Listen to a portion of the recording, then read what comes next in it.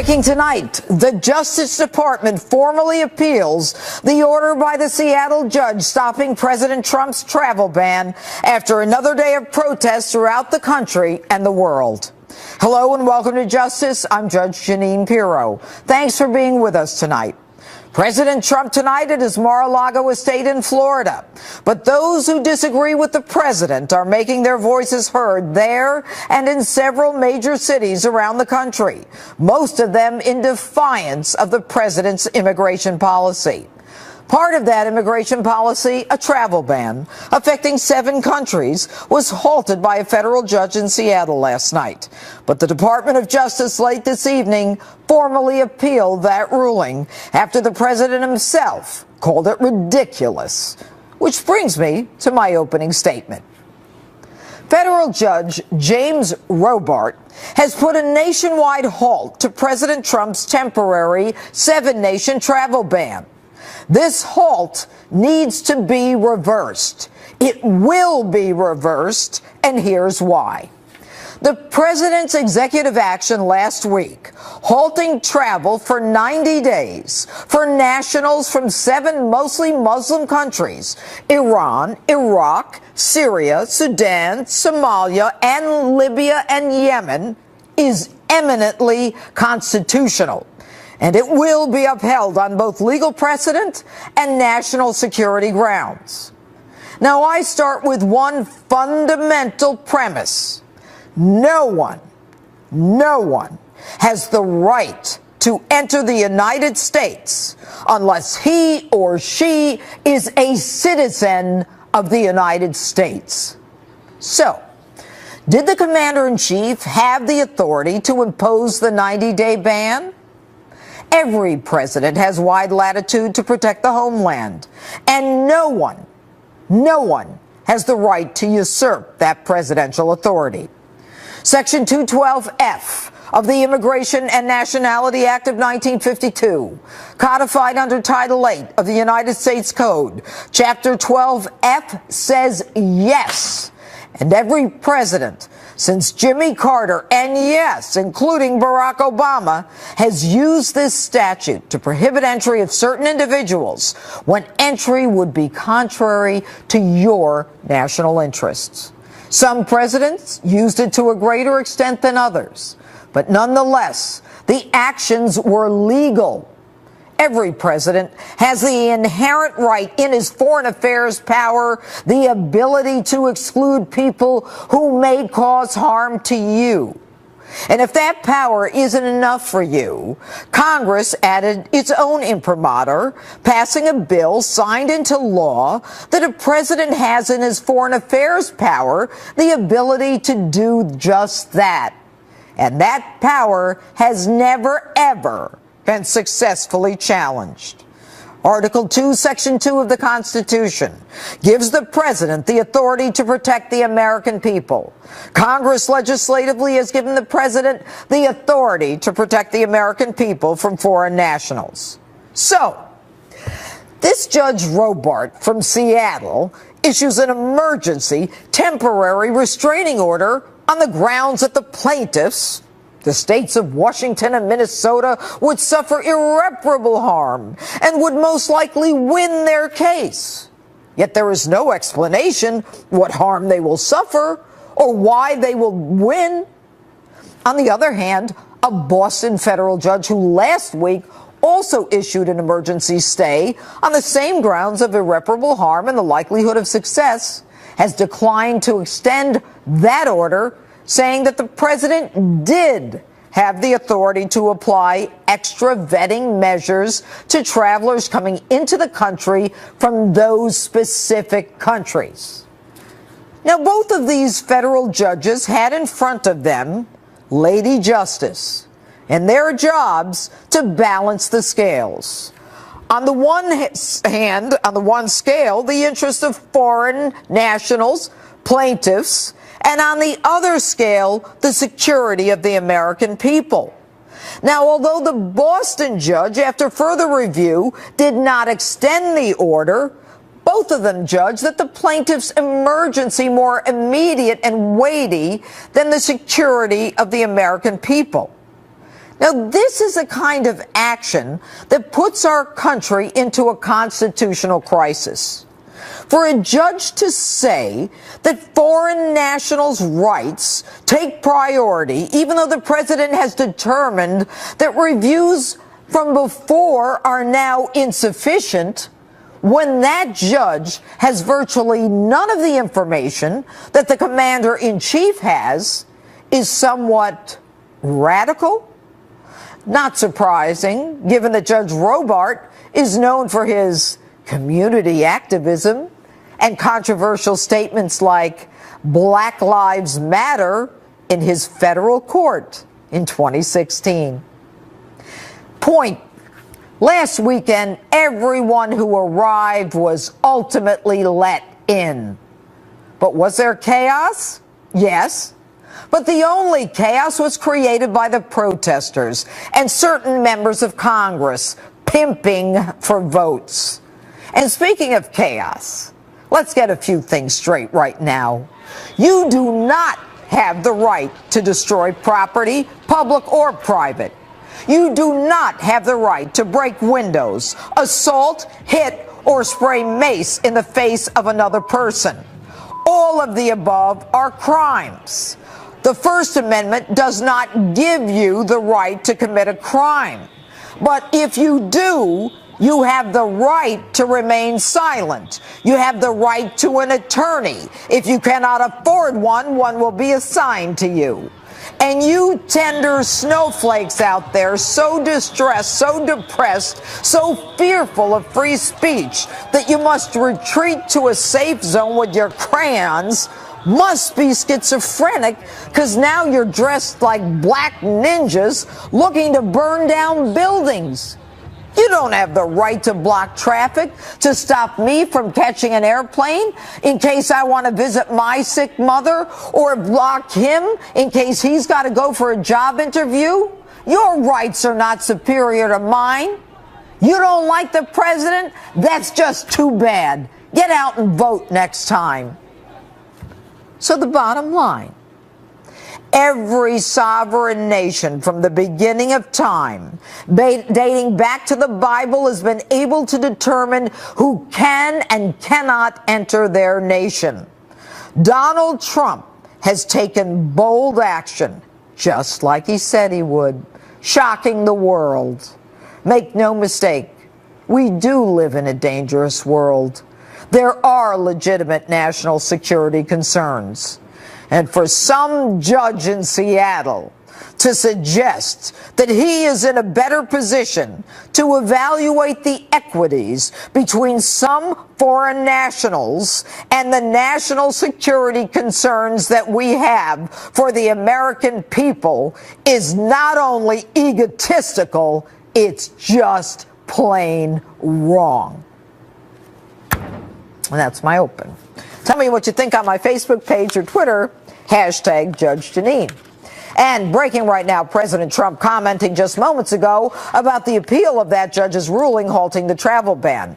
The president telling reporters, quote, "For the safety of our country, we'll win." Joining me now is our old friend who was recently named Deputy Assistant to President Trump, counterterrorism expert, Dr. Sebastian Gorka. Dr. Gorka, first of all, let me say congratulations. We are very proud that you are now working in the White House, and I'm sure you are quite thrilled as well.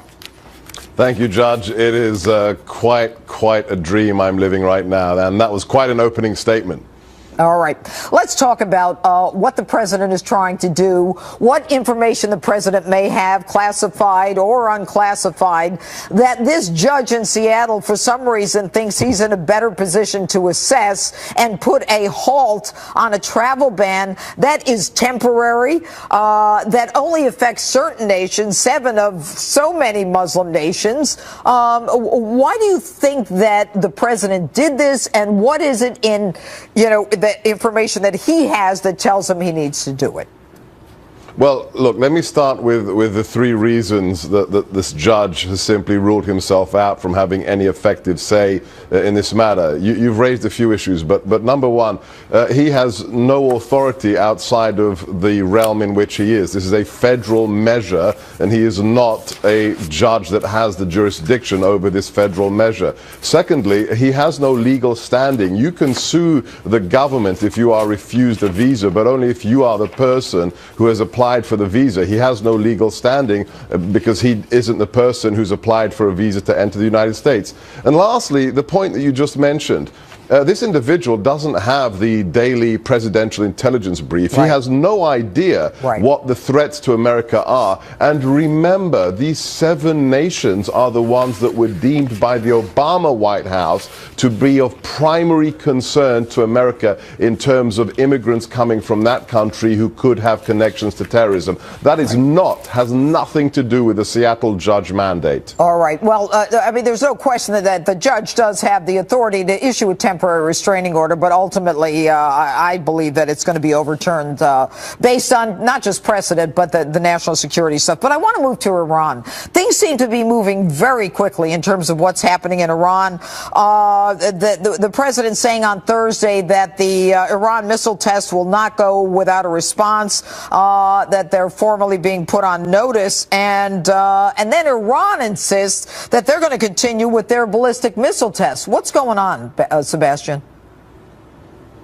I wish the mullahs in Tehran would understand that Obama is no longer the president of the United States. We have a new sheriff in town. The relationship between Tehran and Washington will not be the one it was during the last 8 years, where we had an administration that basically bolstered that regime, released billions of dollars to that nation, and facilitated it becoming a very powerful destabilizing force in the region. We sent a very clear message this week in the form of the statement from Lieutenant General Mike Flynn that age is over. They can no longer harass our ships, the ships of our partners, and they must comply not only with the requirements of the JCPOA, the so-called Iran deal, but also the United Nations Security Resolution that explicitly states they must not have any ballistic missile activity, especially anything that relates to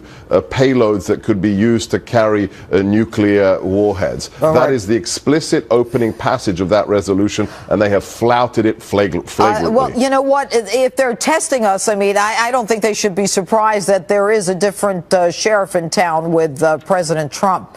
But Dr. Sebastian Gorka, I look forward to having you back on this issue. Thanks so much for being with us tonight. Thank you, Judge. All right. And of all the protests we've seen over the past few weeks, what happened at California's UC Berkeley campus was especially ugly. Fires set, windows smashed, police officers targeted with rocks, all because a Breitbart senior editor and conservative writer Milo Yiannopoulos was there to give a speech. Why was he there to give a speech? Because he was invited.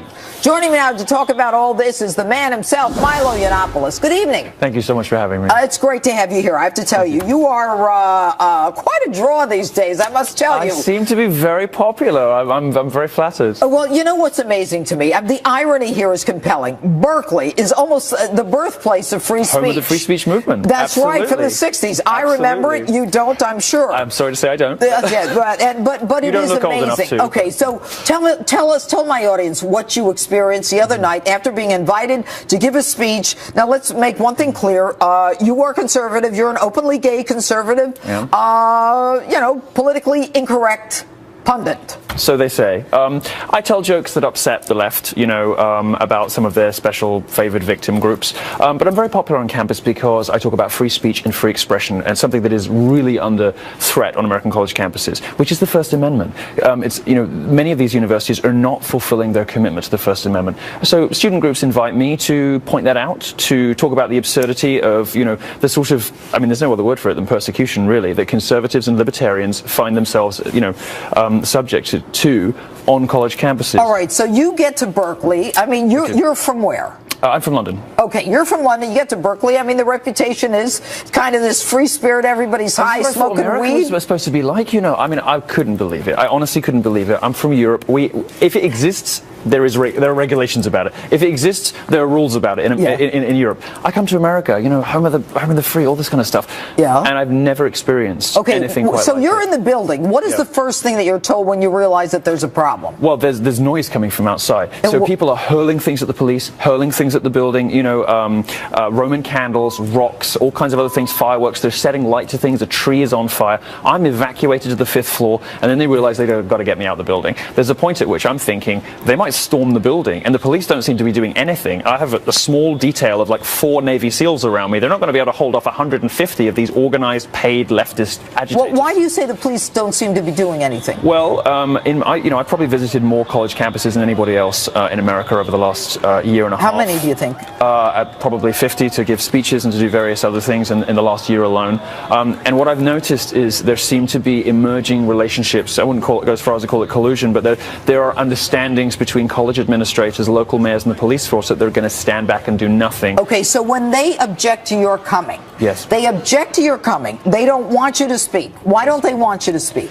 Because I told the truth. No, that's not enough. Why don't they want you to speak? Well, I think that the main reason is that they're experiencing a revolt from their own students. The university administrators are so completely politically homogenous. So because you're more right and they're left, is that what it is? Yeah, but I mean that shouldn't matter really. I mean it doesn't matter what your opinions are. It does to them, of course, because they're very threatened by Trump. You know, they're very threatened by this new. So you like Trump? I love him. All right, you love Trump. Wonderful. They hate Trump, so they're going crazy. How many people were arrested?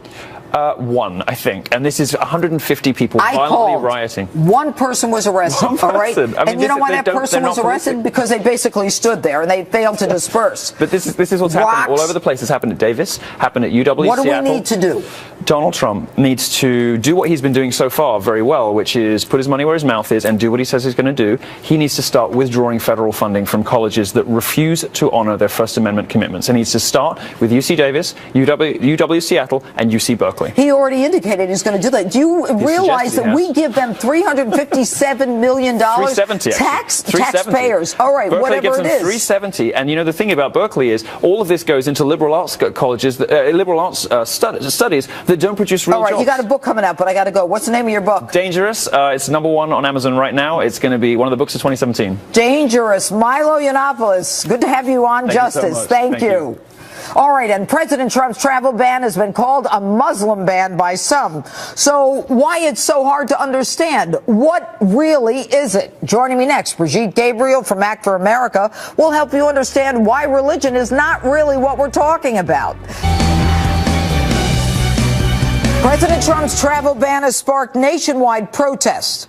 Why is it so hard for people to understand what this ban is and what it's not? Joining me now to talk about this is Act for America's Brigitte Gabriel. All right, Brigitte, why is it that people are automatically assuming that this is a religious ban? Basically, this is political theater. This is not a religious ban, because if it was a religious ban, he would have put Indonesia on the list. Indonesia is the largest Islamic country in the world. Pakistan, Afghanistan. I'm actually shocked Afghanistan is not on the list.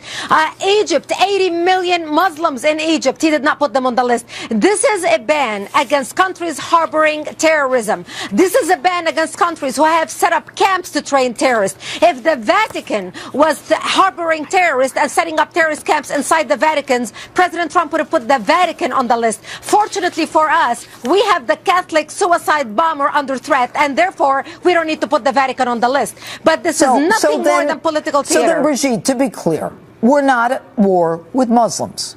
There is a ban against certain Muslims from areas that we consider dangerous. And that's why the president, in spite of the fact there's a billion of them, is only stopping some of them from certain countries. All right, we got that. We're agreed on that.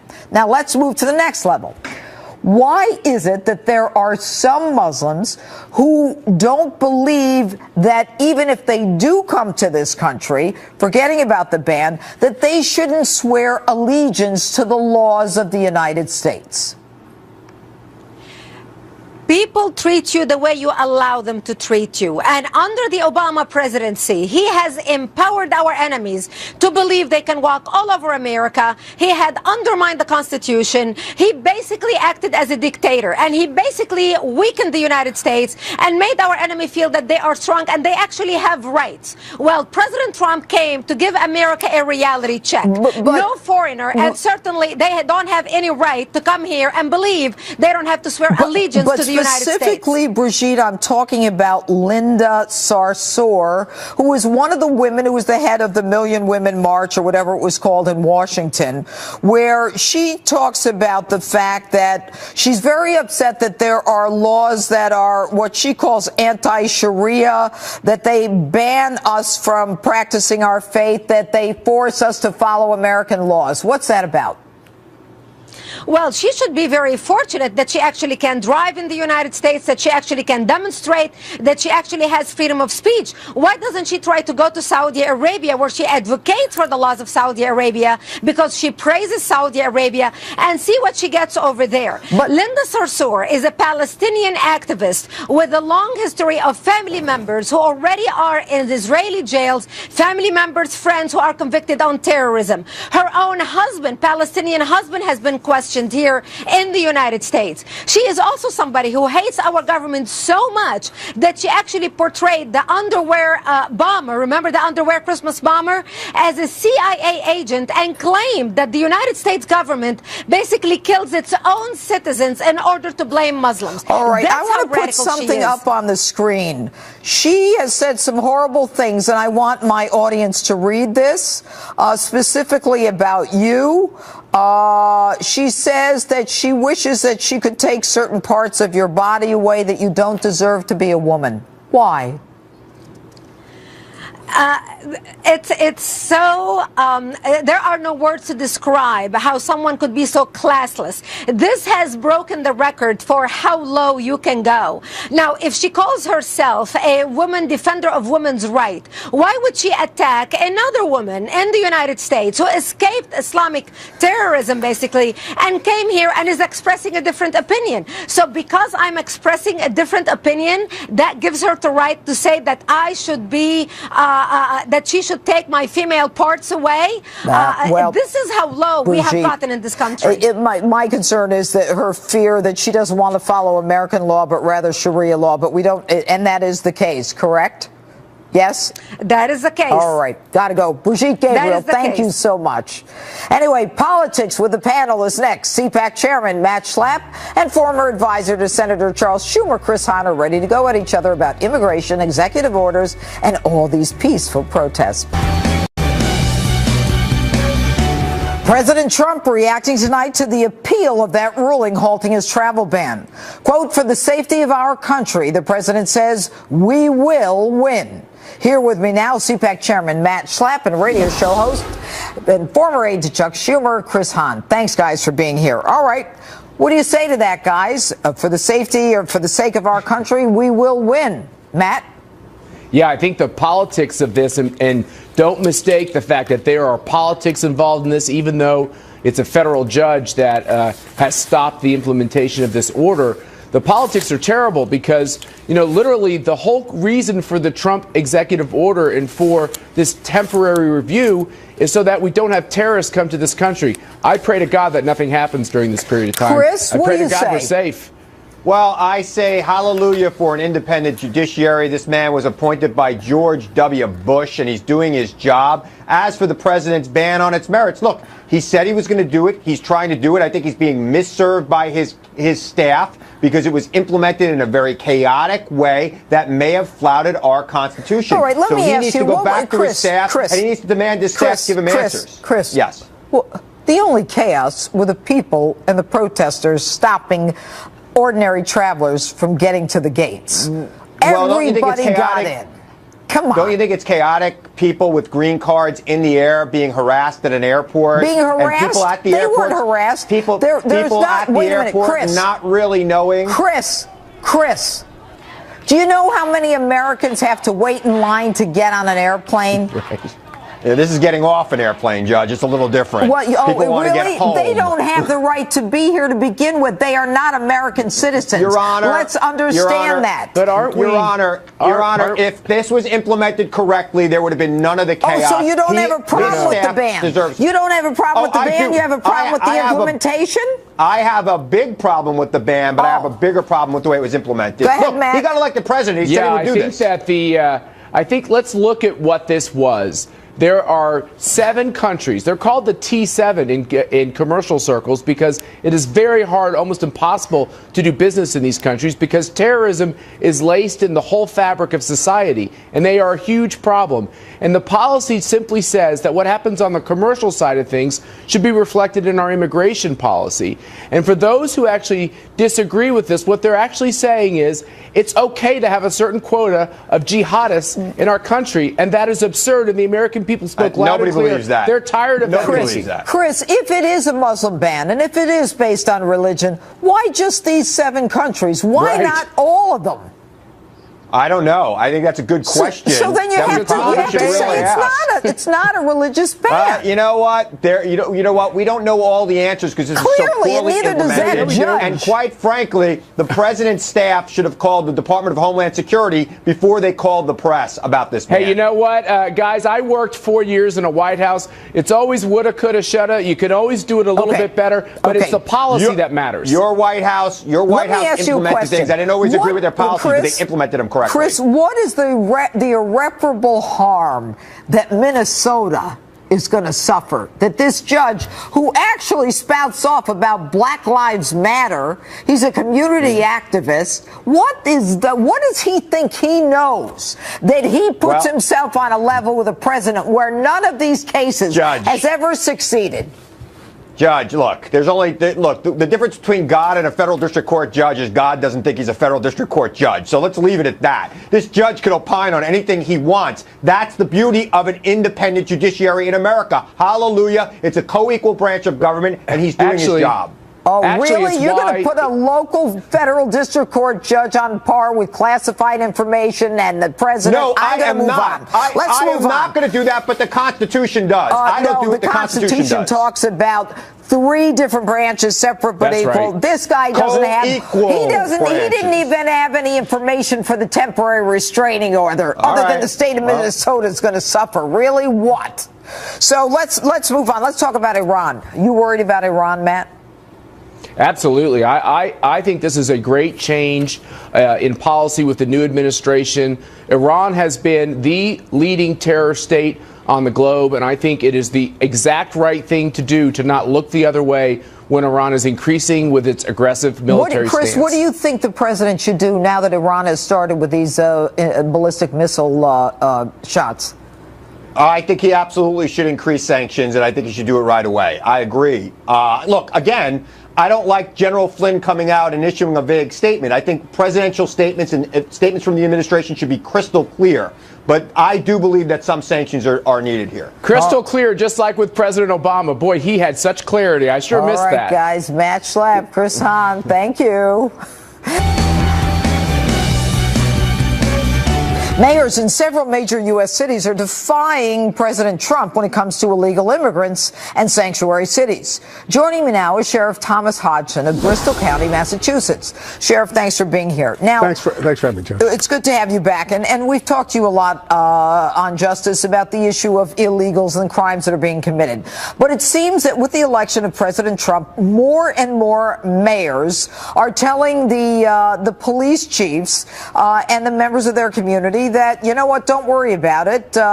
You're going to stand down and you are not going to work with federal authorities. Now, let me make one thing clear. People are always talking about the 10th Amendment, anti-commandeering and all that stuff. We don't expect local authorities to do the job of the feds. But that doesn't mean that you cannot, as a local official, give us information. Correct? That's correct, Judge. All right, good. Now, President Trump has indicated he's bringing back secure communities, which is a sharing of information. And by the way, he's also starting a victim program for victims who have been victimized by illegals. And he's going to be putting out statistics of victims who have been harmed by illegals in sanctuary cities. So what is the benefit to the politicians who are telling their chiefs that we don't want you to make to work with the feds on this if they want to deport an illegal criminal. And what is the benefit to a police chief who has spent his life or her life fighting for crime victims? Well, in these sanctuary cities, the benefit to the elected officials is all about politics. It's about votes. It's about the families who are there who have illegal members that are coming into their communities. And these mayors and elected officials using this sanctuary city policy as a way to try to garner votes in favor to them. So they're pimping for votes. Let's talk about the police chiefs. You're a sheriff. You're different. But a police chief has spent his life, and I've worked with enough of them. I had 43 of them when I was the DA. All right. Each one is autonomous. They, after all the years that they have fought to put criminals in jail, going to say, gee, you know what? I'm going to let this illegal skate. I'm not going to let this American skate. What is that about? You know, Judge, I think it has a lot to do with the fact that these police chiefs are hired by mayors. Their welfare is dependent on that. But, you know, that's more troubling to me than anything. When we have police chiefs or people in law enforcement saying we're going to allow a certain class of people to be forgiven from abiding by our laws, knowingly that they're violating those laws, to me, it doesn't get any worse than that in law enforcement, and we can't have that. Frankly, I think if we're going to really start to put an impact on this problem, and I commend President Trump for everything he's doing on this issue, he's coming at it the right way, but I will tell you, yeah, maybe you have to take some monies, but some of that might impact some of the people in the community. But if you really want to make an impact and you want to see these sanctuary cities shrivel up real quick, start issuing arrest warrants on these elected officials who are also trying to become a special class of people that don't follow the law. So what you're talking about is filing a federal charge of aiding and abetting conspiracy, making them complicit in basically harboring these illegal aliens, not just for being illegal. That's not what we're talking. We're not talking about the guy who's cleaning a house or raking the lawn. We're talking about the criminal illegals who commit crimes in this country, correct? Judge, absolutely, Judge, and it's clearly spelled out in the federal law under Title 8, Section 18, 1324, and it even spells out elected officials. So it's up to 5 years per alien that you would attempt to harbor or conceal. We need to send a strong message. And you never know what's going to happen under President Trump. Sheriff Thomas Hodgson, thanks so much for being with us this evening. Thanks for having me, Judge. Great to be here. Friend me on Facebook, follow me on Twitter, and on Instagram at Judge_Jeanine. So tomorrow's the Super Bowl. And whether you're for the New England Patriots or the Atlanta Falcons doesn't really matter, because you need to eat chicken wings and chips and all kinds of stuff. Because I'm going to be, and then I'm going to spin. Thanks for watching. Greg is next. Gutfeld. Enjoy the weekend. Enjoy the Super Bowl. See you next week.